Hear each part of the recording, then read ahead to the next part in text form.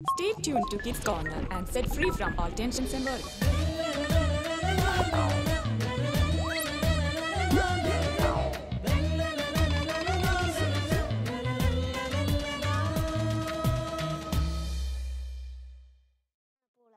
മറിയം വന്ന വിളക്കോതി ഉണ്ടാ സാറാമാണിക്കോട്ട അത്തള പുത്തള തവളാച്ചി ചിക്കുമരിക്കണ പൂളാപ്പി മറിയം വന്ന വിളക്കൂതി ഉണ്ടാ സാറാമാണിക്കോട്ട. തോമസ് കുട്ടി, ഇന്ന് ഞങ്ങളുടെ വീടിന്റെ തൊട്ടടുത്ത് ഒരു കുട്ടി മരിച്ചു. അന്നേരം നീ പോയില്ലേ? ഇല്ല, എനിക്ക് പേടിയാ. ഞാൻ മരിച്ച വീട്ടിൽ പോവാറില്ല. അതിനെന്തിനാ പേടിക്കുന്നേ? മറ്റൊരു ജീവന്റെ ആരംഭമാണെന്ന് അമ്മാമ്മ പറഞ്ഞിട്ടുണ്ട്. അപ്പ എന്തിനാ കുഴിച്ചിടുന്നത്? എൻ്റെ അമ്മാമ്മ പറഞ്ഞിട്ടുണ്ട്, ഗോതമ്പിൻ്റെ വിത്ത് താഴ്ത്തു വീണ് ചീഞ്ഞു കഴിഞ്ഞാൽ അത് പുതിയൊരു ചെടിയായി മാറും. എന്നാലും എന്താണ് ഈ മരണം? നമ്മ എന്തിനാ മരിക്കുന്നേ? ബാ, നമുക്ക് കളിക്കാം. അത്തള പുത്തള തവളാച്ചി ചിക്കുമരിക്കണ പൂളാപ്പി മറിയം വന്ന വിളക്കൂതി ഉണ്ടാ സാറാമാണിക്കോട്ട.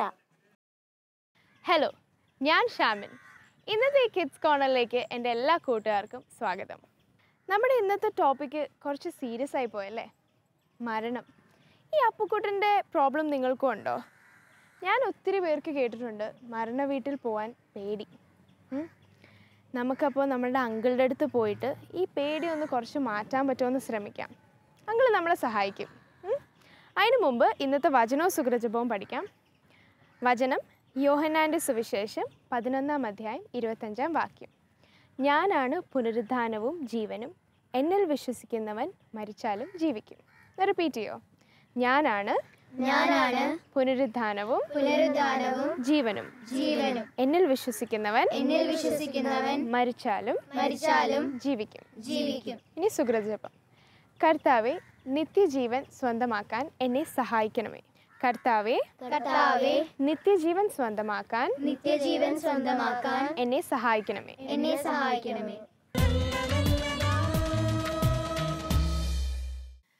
അങ്കിൾ, ഇന്ന് ഞങ്ങളൊരു ചെറിയ സീരിയസ് ടോപ്പിക്കായിട്ടാണ് വന്നിരിക്കുന്നത്. മരണമാണ് ഞങ്ങളുടെ ടോപ്പിക്ക്. അപ്പോൾ ഇവർക്ക് കുറച്ച് സംശയങ്ങളും ഉണ്ട്. ഞങ്ങളെ ഒന്ന് സഹായിക്കില്ലേ? ഓക്കെ, മരണമാണ് ഇന്നത്തെ വിഷയം. അങ്കിളെ, എന്താണ് മരണം? നമ്മുടെ അനുദിന ജീവിതത്തിൽ നമ്മൾ ഇടയ്ക്കിടയ്ക്ക് കേൾക്കുന്ന വാക്കാണ്. നമുക്ക് പ്രിയപ്പെട്ട ചിലർ മരിച്ചു, നമ്മുടെ അടുത്ത വീട്ടിൽ ചിലർ മരിച്ചു. അങ്കിളിൻ്റെ പരിചയമുള്ള ഒരു കൂട്ടുകാരൻ 2 ആഴ്ച മുമ്പ് ഒരു വാഹന അപകടത്തിൽപ്പെട്ട് മരിച്ചു. അന്ന് ഉച്ചയ്ക്ക് അങ്കിള് അദ്ദേഹത്തെ കണ്ട് സംസാരിച്ചതൊക്കെയാണ്. അന്ന് വൈകിട്ടാണ് അങ്കിൾ അറിയുന്നത് ആൾ പോകുന്ന വഴിയിൽ ഒരു ആക്സിഡൻറ്റിൽപ്പെട്ട് ആൾ മരിച്ചു എന്നുള്ളത്. അപ്പോൾ മരണം എന്നത് ഒരു യാഥാർത്ഥ്യമാണ്. ഈ ലോകത്തിൽ ജനിച്ചാൽ എല്ലാവരും ഒരിക്കൽ മരിക്കണം. നമുക്കൊരു ഉറപ്പുമില്ല നമ്മൾ എത്ര കാലം ഈ ലോകത്ത് ജീവിച്ചിരിക്കുമെന്ന്. യാതൊരു ഉറപ്പും ആർക്കുമില്ല. ഈ ലോകത്തിലെ, ഈ ഭൂമിയിലെ നമ്മുടെ ജീവിതത്തിൻ്റെ അവസാനത്തെ നമുക്ക് മരണമെന്ന് വിശേഷിപ്പിക്കാം.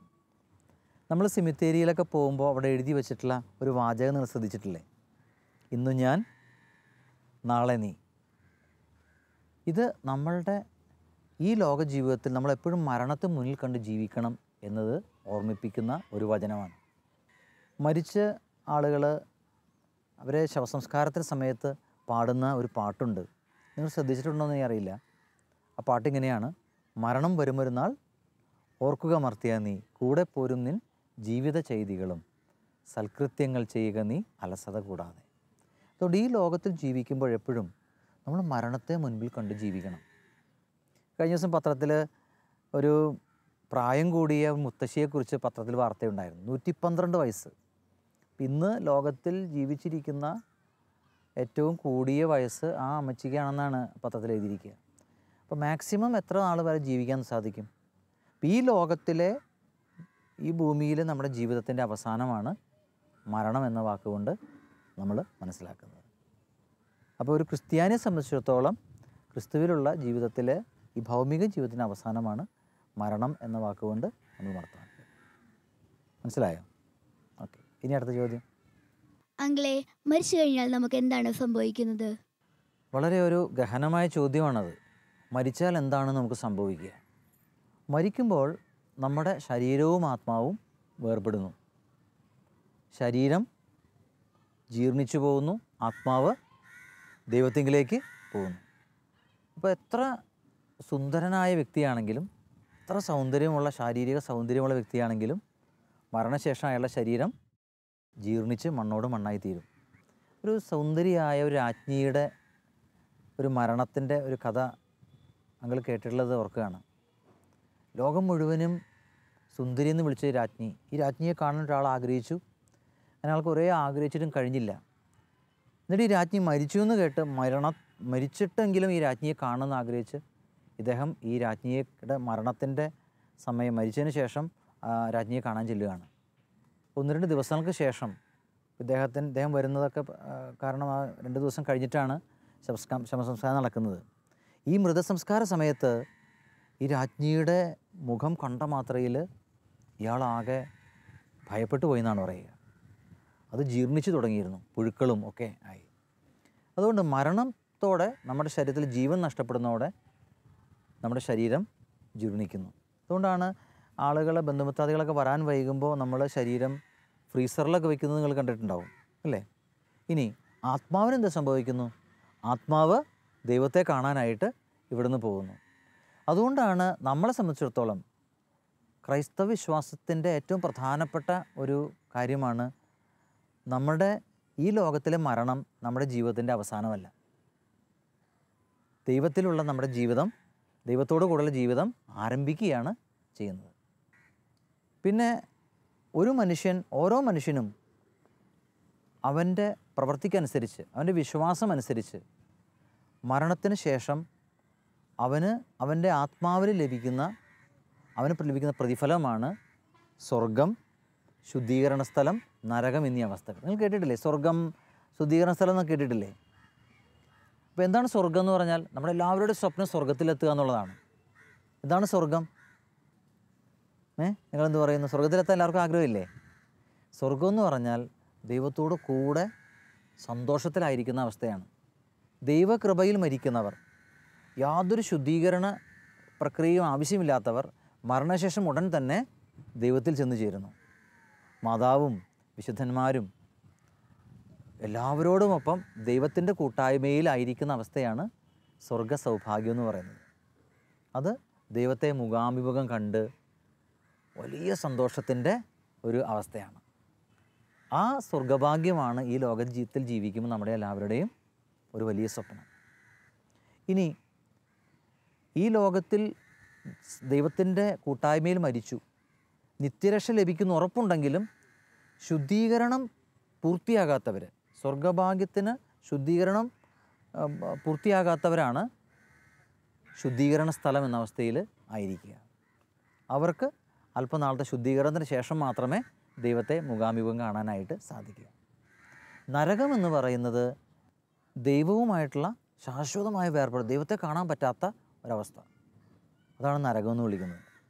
ഒരു മനുഷ്യൻ ബോധപൂർവം തീരുമാനിക്കുകയാണ്, എനിക്ക് ദൈവത്തെ വേണ്ട, ദൈവത്തിൻ്റെ സ്നേഹം വേണ്ട, ദൈവത്തിൻ്റെ ക്ഷമയെയും ദൈവത്തിൻ്റെ ആ സ്നേഹത്തെയും നിത്യമായി അവഗണിക്കുന്ന ഒരു വ്യക്തി ബോധപൂർവം അങ്ങനെ തീരുമാനിച്ചാൽ മാത്രമേ ആ വ്യക്തി നരകത്തിലെത്തുക. അതുകൊണ്ട് മരണത്തിന് ശേഷം സംഭവിക്കുന്നത് നമ്മുടെ ആത്മാവ് ദൈവത്തെ കാണാനായിട്ട് സ്വർഗത്തിലേക്ക് പോകുന്നു, ശരീരം ജീർണിച്ചു പോകുക. ഇതാണ് മരണത്തിന് ശേഷം സംഭവിക്കുക. ക്ലിയർ ആയോ? ഓക്കെ, അടുത്ത ചോദ്യം. അങ്കിളെ, നമ്മൾ എന്തിനാണ് മരിച്ചവർക്ക് വേണ്ടി പ്രാർത്ഥിക്കുന്നത്? വളരെ നല്ലൊരു ചോദ്യമാണ്. നമ്മുടെ ക്രൈസ്തവ വിശ്വാസത്തിൻ്റെ വളരെ പ്രധാനപ്പെട്ട ഒരു ഭാഗമാണ് മരണാനന്തര ജീവിതം എന്ന് ഞങ്ങൾ പറഞ്ഞല്ലോ. ഈ നവംബർ മാസം മുഴുവനും കത്തോലിക്ക സഭ മരിച്ചവർക്ക് വേണ്ടി പ്രത്യേകം പ്രാർത്ഥിക്കുകയും ഓർക്കുകയും ചെയ്യുന്ന മാസമാണ്. നവംബർ 2 ശുദ്ധീകരണ സ്ഥലത്തിലെ ആത്മാക്കൾക്ക് വേണ്ടി പ്രത്യേക ദിവ്യബലിയൊക്കെ എല്ലാ പള്ളികളിലും ഉള്ളതായിട്ട് നിങ്ങൾക്കറിയാം. ശുദ്ധീകരണ സ്ഥലത്തിലെ ആത്മാക്കൾക്ക് നിത്യസൗഭാഗ്യത്തിൽ പ്രവേശിക്കാൻ അവരെ പ്രാർത്ഥന കൊണ്ട് സഹായിക്കാൻ നമുക്ക് സാധിക്കും. അപ്പോൾ മാമോദിസ സ്വീകരിച്ച് നമ്മളെല്ലാവരും ഒരു കൂട്ടായ്മയിലായിരിക്കുന്ന പോലെ അവരും നമ്മോടുള്ള സ്നേഹ കൂട്ടായ്മയിലാണ്. പക്ഷേ ഒരു വ്യക്തി മരിച്ചു കഴിഞ്ഞാൽ ആ വ്യക്തിക്ക് തനിക്ക് വേണ്ടി തന്നെ ഒന്നും ചെയ്യാൻ കഴിയില്ല. അതുകൊണ്ട് ശുദ്ധീകരണ സ്ഥലത്തിലെ ആത്മാക്കൾക്ക് വേണ്ടി നമ്മൾ പ്രാർത്ഥിച്ച് അവരെ നിത്യസൗഭാഗ്യത്തിലേക്ക്, സ്വർഗഭാഗ്യത്തിലേക്ക് അവരെ കൂട്ടിക്കൊണ്ടുപോകാൻ കയറ്റി വിടാനായിട്ട് നമ്മുടെ പ്രാർത്ഥനകൾ കൊണ്ട് സാധിക്കും. നമ്മുടെ സൽക്കർമ്മങ്ങൾ വഴി, നമ്മുടെ വ്യക്തിപരമായ പ്രാർത്ഥന വഴി, അതോടൊപ്പം ഏറ്റവും പ്രധാനമായി വിശുദ്ധ ബലി അർപ്പണം വഴിയായിട്ട്, ആഘോഷമായി വിശുദ്ധ ബലി അർപ്പണം വഴിയായിട്ട് നമ്മൾ ശുദ്ധീകരണത്തിന് ആത്മാക്കൾക്ക് വേണ്ടി പ്രാർത്ഥിക്കുന്ന പതിവ് നമ്മുടെ ഇടയിലുണ്ട്. നമ്മൾ കുടുംബ പ്രാർത്ഥന കഴിയുമ്പോൾ മരിച്ചവർക്ക് വേണ്ടി പ്രാർത്ഥിക്കാറുണ്ട് പല വീടുകളിലും, അല്ലേ? അതോടൊപ്പം തന്നെ മരിച്ചവർക്ക് വേണ്ടിയുള്ള കുർബാന, മരിച്ച ആളുകൾക്ക് വേണ്ടി 7-ാം ദിവസം, 41-ാം ദിവസം, ആണ്ട്, ഒരു വർഷം എത്തുമ്പോഴൊക്കെ വിശുദ്ധ ബലി അർപ്പിച്ച് പ്രാർത്ഥിക്കുന്ന പതിവ് നമ്മുടെ ഇടയിലുണ്ട്. അത് നമ്മുടെ ക്രൈസ്തവ വിശ്വാസത്തിൻ്റെ ഒരു പ്രധാനപ്പെട്ട ഭാഗമാണ്. മരിച്ച എല്ലാവരും തന്നെ ദൈവത്തിൻ്റെ കണ്ടുമുട്ടാനായിട്ട് സ്വർഗത്തിലെത്തണം എന്നുള്ളതാണ് നമ്മുടെ ആഗ്രഹം. അപ്പോൾ അവരോടുള്ള സ്നേഹത്തെ പ്രതി നമ്മൾ അവർക്ക് വേണ്ടി പ്രാർത്ഥിക്കുന്നു. ആ പ്രാർത്ഥന ദൈവം കേട്ട് അവരെ ദൈവത്തെ കണ്ടുമുട്ടാനുള്ള നിത്യസൗഭാഗ്യത്തിലേക്ക് അവരെ ചേർക്കുമെന്നാണ് നമ്മൾ വിശ്വസിക്കുക. വിശുദ്ധ ജോൺ ക്രിസോസ്റ്റം പറയുന്നത്, മരിച്ചവരെ ഓർക്കുകയും അവർക്ക് വേണ്ടി പ്രാർത്ഥിക്കുകയും ചെയ്യുന്നതിൽ യാതൊരു സംശയവുമില്ല, നിങ്ങളത് ചെയ്തിരിക്കണം എന്നാണ് വിശുദ്ധ ജോൺ ക്രിസോസ്റ്റം പറയുന്നത്. അതുകൊണ്ട് നമുക്ക് കഴിയാവുന്ന തരത്തിൽ നല്ല കാര്യങ്ങൾ ചെയ്ത്, പ്രായശ്ചിത്ത പ്രവൃത്തികൾ ചെയ്ത്, പ്രാർത്ഥനയിലൂടെയൊക്കെ നമ്മൾ മരിച്ചവരെ ഓർത്ത് പ്രാർത്ഥിക്കുന്നത് ഒരു വലിയ കാര്യമായിട്ടാണ് സഭ പഠിപ്പിക്കുന്നത്. ക്ലിയറായോ? ഓക്കെ. മരിക്കാൻ എല്ലാവർക്കും പേടിയാണല്ലോ അങ്കിളെ, അതെന്തുകൊണ്ട്? വളരെ നല്ല ചോദ്യം. മരണമെന്ന് കേൾക്കുമ്പോൾ നമുക്ക് പേടിയാണ്. മരിച്ച ആളുകളെ കാണാൻ പോകുന്നത് പോലും പലർക്കും പേടിയാണ്. സത്യത്തിൽ നമ്മുടെ ക്രൈസ്തവ വിശ്വാസം അനുസരിച്ച് മരണത്തെ നമ്മൾ ഭയപ്പെടേണ്ടതില്ല. എപ്പോഴാണ് നമ്മൾ പേടിക്കുന്നത്? ഹോംവർക്ക് ചെയ്യാത്തപ്പോൾ ക്ലാസ്സിൽ പോകാൻ നമുക്ക് പേടിയാണ്, അല്ലേ? ഹോംവർക്ക് ചെയ്യാത്തപ്പോൾ ക്ലാസ്സിൽ പോകാൻ പേടിയല്ലേ? ഈ ലോകത്തിൽ ദൈവം നമ്മെ ഏൽപ്പിച്ച ഉത്തരവാദിത്തങ്ങൾ എല്ലാം ഭംഗിയായി നിർവഹിച്ചു കഴിഞ്ഞാൽ നമുക്ക് ആരെയും ഭയപ്പെടേണ്ടതില്ല. വിശുദ്ധാത്മാക്കളെല്ലാം മരണത്തെ ഭയം കൂടാതെ സ്വീകരിച്ചിരുന്നവരാണ്. ചാവറ പിതാവിനെ കുറിച്ച് നിങ്ങൾ കേട്ടിട്ടില്ലേ? ഈ ചാവറ പിതാവ് മരണത്തെ പുഞ്ചിരിയോടുകൂടെ സ്വീകരിച്ചു എന്നാണ് നമ്മൾ വായിക്കുന്നത്. ചാവറ പിതാവ് മരിക്കാൻ കിടക്കുമ്പോൾ ഇങ്ങനെ ചിരിച്ചുകൊണ്ട് കിടക്കുകയാണ്. ചുറ്റും കൂടെ നിൽക്കുന്നവരൊക്കെ കരയുമ്പോൾ ചാവറ പിതാവ് ചോദിച്ചു, നിങ്ങളെന്തിനാ കരയണേ? ഞാൻ ഈ ഒരു നിമിഷത്തിന് വേണ്ടിയാണ് ഇത്രയും നാൾ ജീവിച്ചത്. അതുകൊണ്ട് മരണം നമ്മളെ സംബന്ധിച്ചിടത്തോളം ഒരു ജീവിതത്തിൻ്റെ അവസാനമല്ല. ഞങ്ങൾ നേരത്തെ സൂചിപ്പിച്ചതുപോലെ ഒരവസ്ഥയിൽ നിന്ന് വേറൊരവസ്ഥയിലേക്കുള്ള മാറ്റമാണ്. അപ്പോൾ ദൈവത്തിലായിരിക്കുന്ന മനുഷ്യരെ സംബന്ധിച്ചിടത്തോളം അവരുടെ എപ്പോഴും ആഗ്രഹം എന്താ? ദൈവത്തെ കൂടുതലായിട്ട് കണ്ടുമുട്ടണം. പൗലോസ്ലീഹ പറയുന്നുണ്ട്, എനിക്ക് ജീവിതം ക്രിസ്തുവും മരണം നേട്ടവുമാണ്. ഞാൻ മരിച്ച് ദൈവത്തോടു കൂടെ ആയിരിക്കാൻ ആഗ്രഹിക്കുന്നു. ഞാനിവിടെ താൽക്കാലിക വസതിയിലാണ്. എനിക്ക് എൻ്റെ സ്വന്തം വസതിയിലെത്താൻ എൻ്റെ ഹൃദയം വെമ്പൽ കൊള്ളുകയാണെന്നാണ് വിശുദ്ധ പൗലോസ്ലീഹ പറയുക.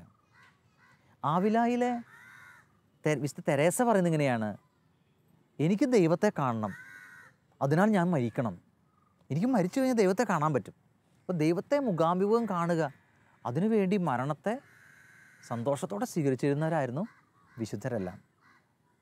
വീണ്ടും വിശുദ്ധ കൊച്ചുറേസ്യ പറയുന്നത് ഇങ്ങനെയാണ്, ഞാൻ മരിക്കുകയല്ല, ഞാൻ ജീവനിലേക്ക് പ്രവേശിക്കുകയാണ് ചെയ്യുന്നത്. അപ്പോൾ മരണം എന്ന് പറയുന്നത് നമ്മളെ സംബന്ധിച്ചിടത്തോളം ഒരിക്കലും പേടിക്കേണ്ട ഒരു വിഷയമല്ല. മരണത്തെ പേടിക്കുന്നത് എപ്പോഴാണ്? ഞാൻ നേരത്തെ സൂചിപ്പിച്ച പോലെ നമ്മളെ ദൈവം ഏൽപ്പിച്ച ഉത്തരവാദിത്തങ്ങൾ ചെയ്യാതിരിക്കുമ്പോൾ നമുക്ക് മരിക്കാൻ പേടി വരും. അപ്പോൾ ഈ ലോകത്തിൽ ദൈവം നമ്മെ ഏൽപ്പിച്ച ഉത്തരവാദിത്തങ്ങൾ ഭംഗിയായി നമ്മൾ ചെയ്യുകയാണെങ്കിൽ, നമ്മൾ ദൈവത്തെ അനുസരിച്ച് ജീവിക്കുകയാണെങ്കിൽ നമുക്കൊരിക്കലും മരിക്കാനായിട്ട് പേടിക്കേണ്ടതില്ല. മരണത്തെ സന്തോഷത്തോടെ വിശുദ്ധരെ സ്വീകരിച്ചതുപോലെ നമുക്ക് മരണത്തെ പ്രതീക്ഷിച്ച് അതിനുവേണ്ടി ഒരുക്കത്തോടെ നമുക്ക് ജീവിക്കാനായിട്ട് സാധിക്കും. അപ്പോൾ ക്ലിയറായി മോളുടെ ചോദ്യത്തിന് ഉത്തരം? ഓക്കെ. മരണം കള്ളനെ പോലെ വരുമെന്നാണല്ലോ ബൈബിൾ പറയുന്നത്, അതെന്തുകൊണ്ടാണ്? ഓക്കെ. ബൈബിളിൽ മരണത്തെ സൂചിപ്പിക്കാൻ ഉപയോഗിക്കുന്ന ഒരു പ്രയോഗമാണ് മരണം കള്ളനെ പോലെ വരുമെന്നുള്ളത്.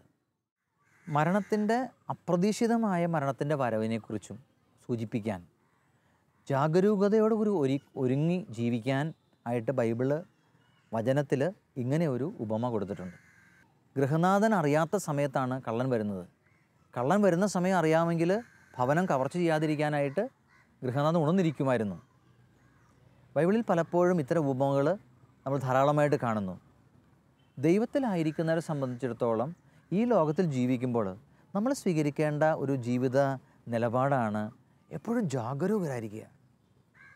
ഞാൻ നേരത്തെ സൂചിപ്പിച്ച പോലെ ഇന്ന് രാത്രി ഉറങ്ങിയാൽ നാളെ രാവിലെ എഴുന്നേൽക്കാൻ സാധിക്കുമെന്ന് നമുക്ക് യാതൊരു ഉറപ്പുമില്ല.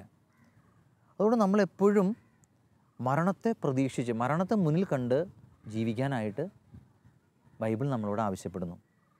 10 കന്യകമാരുടെ ഉപമയൊക്കെ നിങ്ങൾ കേട്ടിട്ടില്ലേ? ഇങ്ങനെ പല ഉപമകളിലും നമ്മൾ ഈ മരണത്തെ പ്രതീക്ഷിക്കാതെ കടന്നു വരുന്ന ഒരു അതിഥിയായിട്ടാണ് മരണത്തെ നമ്മൾ കാണുന്നത്. പക്ഷെ ഇന്ന് നമ്മൾ ലോകത്തിലേക്ക് നോക്കിയാൽ കാണാൻ പറ്റും, യാതൊരുവിധ ഒരുക്കവുമില്ലാതെ ഞാൻ മരിക്കുമെന്ന് പോലുമുള്ള യാഥാർത്ഥ്യം അറിയാതെ ജീവിക്കുന്ന ധാരാളം ആൾക്കാരുണ്ട്. ഇങ്ങനെ ജീവിക്കുന്നവരെക്കുറിച്ച് ബൈബിളിൽ പറയുന്ന ഒരു ഉപമയുണ്ട്. ആർക്കെങ്കിലും പറയാമോ അതെ ആ ഉപമയുടെ പേര്? അങ്ങനെ ജീവിക്കുന്നൊരു മനുഷ്യനെ ബൈബിൾ വിളിക്കുന്നത് ഭോഷനായ ധനികൻ എന്നാണ്. ഭോഷനായ ധനികൻ്റെ ഉപമ നിങ്ങൾ വായിച്ചിട്ടുണ്ടോ? അങ്ങനെ നിങ്ങൾക്ക് വേണ്ടി ആ ഉപമയൊന്ന് വായിക്കാം. ഈ ഭോഷനായ ധനികൻ്റെ ഉപമ വായിക്കുമ്പോൾ അതേ രീതിയിൽ ജീവിക്കുന്ന മനുഷ്യരെ നമ്മളിന്ന് കാണുന്നുണ്ട്. ലൂക്കാ സുവിശേഷത്തിലാണ് ഈ ഭോഷനായ ധനികനെക്കുറിച്ച് നമ്മൾ വായിക്കുക. നമ്മൾ വായിക്കാം. ഒരു ഉപമയും അവൻ അവരോട് പറഞ്ഞു. ഒരു ധനികൻ്റെ കൃഷിസ്ഥലം സമൃദ്ധമായ വിളവ് നൽകി. അവൻ ഇങ്ങനെ ചിന്തിച്ചു, ഞാൻ എന്തു ചെയ്യും? ഈ ധാന്യം മുഴുവൻ സൂക്ഷിക്കാൻ എനിക്ക് സ്ഥലമില്ലല്ലോ. അവൻ പറഞ്ഞു, ഞാൻ ഇങ്ങനെ ചെയ്യും, എൻ്റെ അറപ്പുറകൾ പൊളിച്ച് കൂടുതൽ വലിയവ പണിയും. അതിലെൻ്റെ ധാന്യവും വിഭവങ്ങളും സംഭരിക്കും. അനന്തരം ഞാൻ എൻ്റെ ആത്മാവിനോട് പറയും, ആത്മാവേ, അനേക വർഷത്തേക്ക് വേണ്ട വിഭവങ്ങൾ നിനക്കായി സംഭരിക്കപ്പെട്ടിരിക്കുന്നു. വിശ്രമിക്കുക, തിന്നുകുടിച്ച് ആനന്ദിക്കുക. എന്നാൽ ദൈവം അവനോട് പറഞ്ഞു, ഭോഷ, ഈ രാത്രി നിൻ്റെ ആത്മാവിനെ നിന്നിൽ നിന്ന് ഞാൻ ആവശ്യപ്പെടും. അപ്പോൾ നീ ഒരുക്കി വച്ചിരിക്കുന്നവ ആരുടേതാകും? ഇതുപോലെയാണ് ദൈവസന്നിധിയിൽ സമ്പന്നനാകാതെ തനിക്ക് വേണ്ടി സമ്പത്ത് ശേഖരിച്ച് വെക്കുന്നവനും. അതുകൊണ്ട് മരണത്തെ മുന്നിൽ കാണാതെ ജീവിക്കുക എന്ന് പറഞ്ഞാൽ നേരത്തെ ഭോഷൻ ജീവിച്ചതുപോലെ തിന്നുകുടിച്ച് ആനന്ദിക്കുക, വിശ്രമിക്കുക. ഇന്നത്തെ ആളുകളുടെ ഒരു ജീവിത രീതി നോക്കിക്കഴിഞ്ഞാൽ നമുക്ക് മനസ്സിലാവും എന്താണ് ചെയ്യുന്നത്. പലപ്പോഴും ഒരു ഹർത്താൽ കിട്ടുമ്പോഴേക്കും വിശ്രമിക്കാനും റെസ്റ്റ് ചെയ്യാനുമുള്ള അമിതമായിട്ടുള്ള ആഗ്രഹം. അത്യാവശ്യത്തിന് റെസ്റ്റ് ചെയ്യണം അതല്ല നിങ്ങൾ ഉദ്ദേശിച്ചത്. ഒരു മടി നമ്മുടെ ജീവിതത്തെ ബാധിച്ചിരിക്കുന്നു. തിന്നാനും കുടിക്കാനും അങ്ങനെ മദ്യം കഴിക്കാനും അങ്ങനെയൊക്കെയുള്ള ഒരു ജീവിത രീതിയിലേക്ക് ഇന്നത്തെ ആളുകൾ ധാരാളമായി പോകുന്നു. അങ്ങനെയുള്ളവരെ ഉദ്ദേശിച്ച് ബൈബിൾ പറയുകയാണ്, അവർ ഭോഷന്മാരാണ്. മരണം എന്ന യാഥാർത്ഥ്യത്തെ മുന്നിൽ കാണാതെ ജീവിക്കുക. ഇവിടെ തന്നെയാണ് എല്ലാം എന്ന് വിചാരിച്ച് ഇവിടെ തന്നെ അടിച്ചു പൊളിച്ച് തീർക്കുന്ന ഒരു ജീവിതം. പക്ഷേ നമ്മുടെ വിശ്വാസമനുസരിച്ച് മരണം ഒരു അവസാനമല്ല. വിശുദ്ധ പൗലോസ്ലീഹ നമ്മെ ഓർമ്മിപ്പിക്കുന്നത് ഇങ്ങനെയാണ്, ക്രിസ്തു ഉയർപ്പിക്കപ്പെട്ടിട്ടില്ലായിരുന്നെങ്കിൽ നമ്മുടെ വിശ്വാസം നിഷ്ഫലമായി പോയേനെ. എന്ന് പറഞ്ഞാൽ മരണമെന്ന് പറഞ്ഞാൽ ഒരു മുറിയിൽ നിന്ന് വേറൊരു മുറിയിലേക്ക് പോകുന്നത് പോലെയാണ്. ഞാൻ ചിലപ്പോൾ എൻ്റെ ഇളയ കുഞ്ഞിനെ കിടക്കുന്നത് ഉറങ്ങുന്നത് ഒരു മുറിയിലായിരിക്കും, പിന്നെ അവൾ എഴുന്നേൽക്കുമ്പോൾ വേറൊരു മുറിയിലായിരിക്കും. അങ്കിൾ അവളെ എടുത്ത് വേറെ മുറിയിൽ കൊണ്ടുപോകും. ഇതുപോലെയാണ് രാത്രിയിൽ ഉറങ്ങുന്ന ഒരു കുഞ്ഞ് ഉറങ്ങുന്ന ഒരു മുറിയിലാണെങ്കിൽ രാവിലെ എഴുന്നേൽക്കുമ്പോൾ മറ്റൊരു മുറിയിലാവുന്നത് പോലെ മരണമെന്ന് പറഞ്ഞതുപോലെയാണ്. നമ്മൾ ഇവിടെ നിന്ന് കടന്ന് മറ്റൊരു ജീവിതത്തിലേക്ക് പ്രവേശിക്കുകയാണ് ചെയ്യുന്നത്. അതുകൊണ്ട് ഈ ലോകത്തിലായിരിക്കുമ്പോൾ നമ്മളെപ്പോഴും നമ്മുടെ സ്വർഗീയ പിതാവിൻ്റെ ഭവനത്തെ ലക്ഷ്യം വെച്ച് നമ്മൾ ജീവിക്കണം. നമ്മുടെ അപ്പച്ചൻ നമ്മളെ വിളിക്കുമ്പോൾ പോകാൻ റെഡിയായിട്ട് നമ്മളിരിക്കണം. നമ്മളൊരു ടൂറ് പോകുന്ന പോലെയാണ്. നമ്മൾ ടൂറ് പോയാൽ എവിടെയെങ്കിലും അവിടെ താമസിക്കുമോ? കുറച്ച് കഴിഞ്ഞാൽ എല്ലാവരും തിരിച്ച് നമ്മുടെ വീട്ടിലേക്ക് വരും അല്ലേ? അതുപോലെയാണ് ഈ ലോക ജീവിതം ഒരു തീർത്ഥാടനമാണെന്നാണ് സഭ നമ്മളെ പഠിപ്പിക്കുന്നത്. ഈ യഹൂദന്മാരുടെ ഒരു പ്രാർത്ഥനയുണ്ട്. ഉറങ്ങുന്ന സമയത്ത് അവർ കുഞ്ഞുങ്ങളെ ഇങ്ങനെ പറഞ്ഞ് പ്രാർത്ഥിക്കുമായിരുന്നു.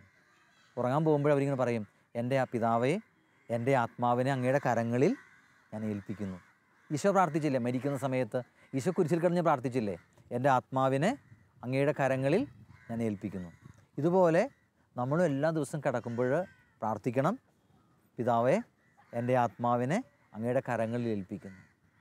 അതുകൊണ്ട് മരണമെന്ന് പറയുന്നത് ഒരു ക്രൈസ്തവനെ സംബന്ധിച്ചിടത്തോളം ഒരു ഭയപ്പാടിൻ്റെയോ പേടിക്കേണ്ടതായ അവസ്ഥയല്ല, മറിച്ച് അത് ഈ ലോകത്തിലെ ജീവിതം അവസാനിപ്പിച്ച് ദൈവത്തോടു കൂടെ ജീവിക്കാൻ തുടങ്ങുന്നതിൻ്റെ ആരംഭമാണ് എന്ന് നമ്മൾ മനസ്സിലാക്കണം.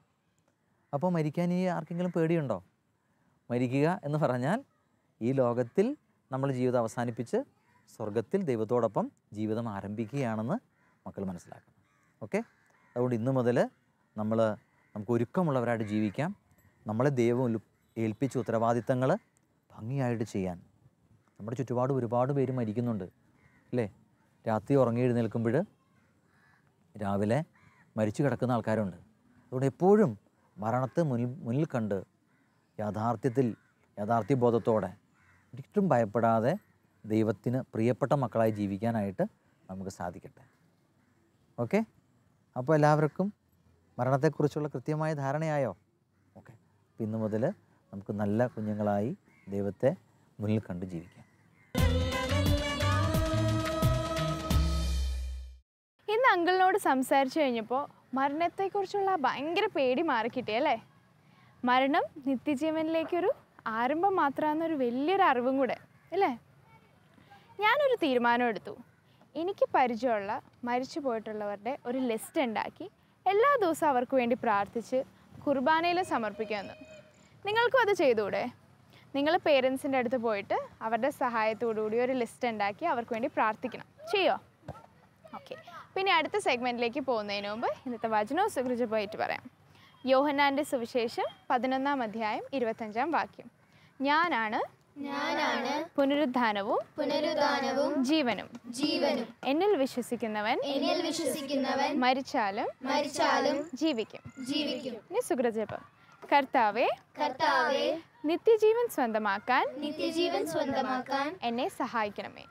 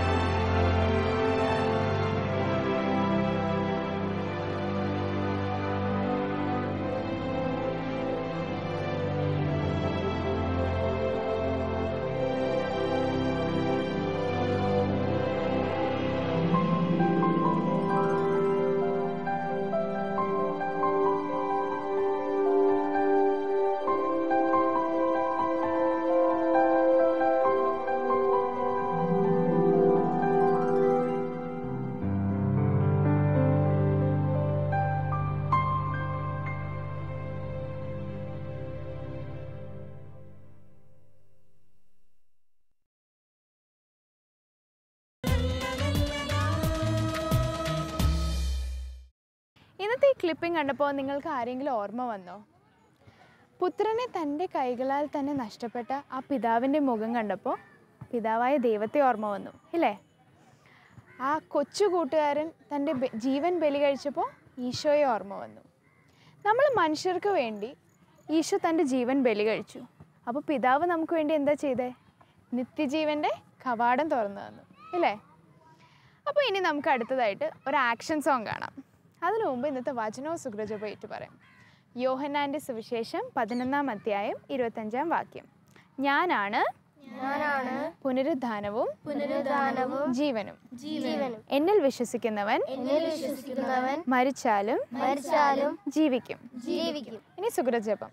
കർത്താവേ, നിത്യജീവൻ സ്വന്തമാക്കാൻ എന്നെ സഹായിക്കണമേ.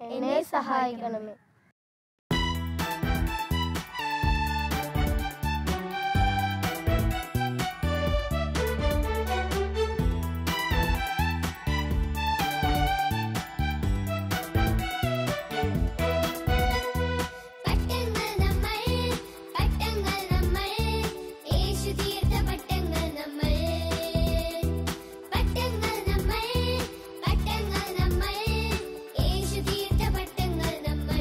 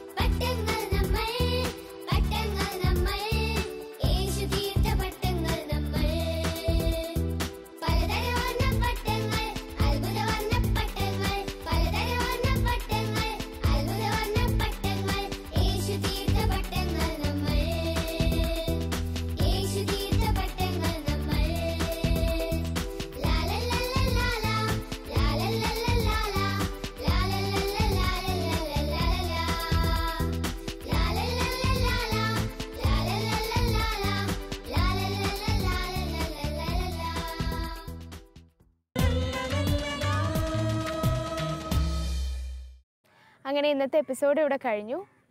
ഇന്ന് നമ്മൾക്ക് ആ മരണത്തെക്കുറിച്ചുള്ള ഭയങ്കര പേടി തീർന്നു കിട്ടിയില്ലേ? ഇനി നമ്മൾ നിത്യജീവന് വേണ്ടി പ്രാർത്ഥിക്കും. ഓക്കെ, അപ്പോൾ ഇന്ന് നമ്മുടെ വചനവും സുകൃജപവും ഒന്നും കൂടെ ഏറ്റുപറഞ്ഞ് നമുക്ക് അവസാനിപ്പിക്കാം. യോഹന്നാൻ്റെ സുവിശേഷം 11-ാം അധ്യായം 25-ാം വാക്യം. ഞാനാണ് പുനരുദ്ധാനവും ജീവനും. എന്നിൽ വിശ്വസിക്കുന്നവന് മരിച്ചാലും ജീവിക്കും. സുകൃജപം. കർത്താവേ, നിത്യജീവൻ സ്വന്തമാക്കാൻ എന്നെ സഹായിക്കണമേ. ഓക്കെ, അപ്പോൾ ഇനി അടുത്ത ആഴ്ച കാണാം. അതുവരേക്കും ബൈ.